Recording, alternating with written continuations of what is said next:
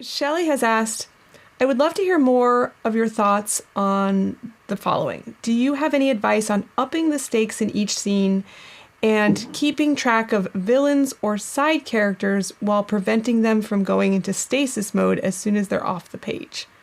Yeah, it's a really good question.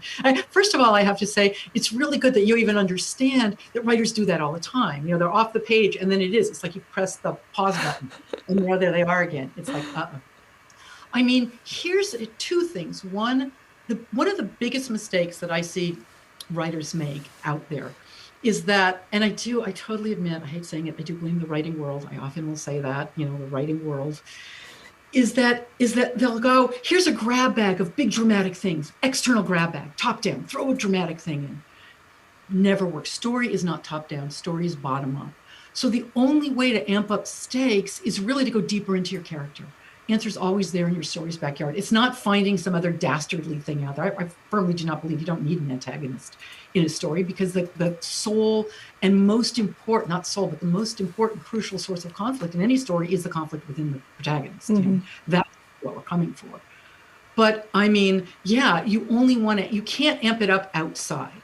You need to go in and have it matter to that person even more. And in terms of every character, whether they're villains or good guys or just secondary characters, you want to think that you are creating those characters in order to put your protagonist through whatever paces she needs to go through.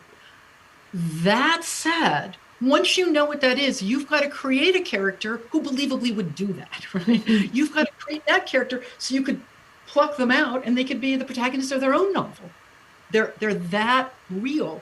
So if you're worrying about what they're doing, I mean, let me take that separately, because that is such a good question. I'd like to take that as another question, so that characters aren't in stasis.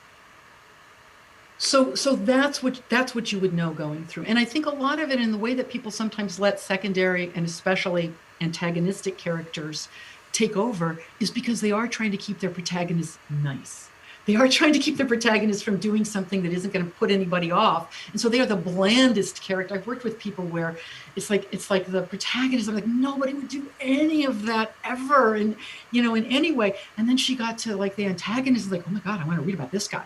This is because she would have all the whys, all of the, why it was happening. My advice in terms of not having character, that is such a good question. I mean, again, whether they're antagonists or any character, you really do want to have, I often think of saying, have a chart where it's above. It's why I have scene cards in my book of like in each scene, and it says subplot, but I would change it to storyline.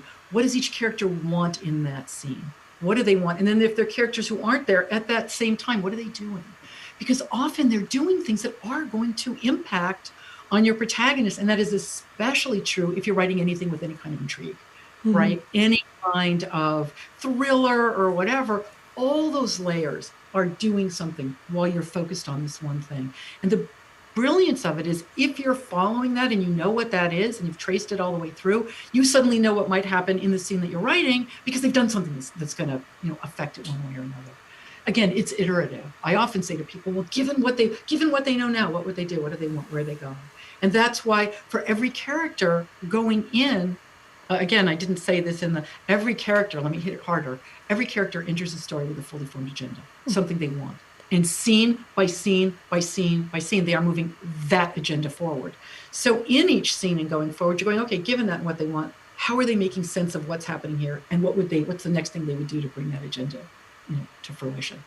And if you know that, it's so much. And if you dive into your characters first before you get to page one, you're going to know all of this anyway. I mean, it's amazing how much easier it gets. I was talking to somebody yesterday who thankfully she did take a lot of time because she's writing a fantasy, so it's all sorts of different magic. And magic is hard because people think it's easy. And I don't know who was that said, I was working with a writer who said, yeah, I was listening to this one writer and she said, magic is really hard. You need to create a magic admin then. And I thought, oh, I love that. I'm going to say that forever because there's got to be the logic to it. There's got to be the why and how does it work and what's its agenda. But because she had done all that, when we got to a place where it was like, okay, but wait, would this happen? All of a sudden, there were so many other layers opening up because story's layered, right? Nobody ever does anything for one reason. There's never one thing happening. So the more work you do in the beginning to create these characters, the more you're going to, by definition, know what they're going to do. Because Fantastic. they've already got in play and you've already gone deep into them. The deeper you go into your characters, the more dramatic it's going to be on the page. Yeah. Right. Yeah. Fantastic advice. I love that. If you enjoyed this video, we've got a lot more on writingmastery.com. Check the description for links to our blog, free writing tools, and more. Happy writing.